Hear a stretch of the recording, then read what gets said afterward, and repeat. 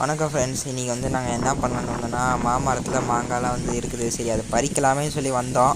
ஆனால் இப்போ என்ன பிரச்சனைனா வந்து பார்த்திங்கன்னா, நல்லா காற்றடிச்சு ஒரு மாதிரி புயலாக வந்து அடிச்சிட்டுருக்கு. ஆனால் வந்து பார்த்தோன்னா வீடியோவில் உங்களுக்கு தெரியுதான்னு தெரியல. ஆனால் வந்து இங்கே நல்லா காற்று பயங்கரமாக வந்து பார்த்தோன்னா அடிச்சிட்டு இருக்குது. அது மட்டும் இல்லாமல் வந்து இந்த காற்றுலேயே வந்து பார்த்தோன்னா நாங்கள் வந்து இந்த கவரை வச்செல்லாம் ஒன்று ஒன்றா வந்து பார்த்தோன்னா அந்த மாங்காய் நல்லா பறித்து எடுத்து போட்டுருந்தோம்.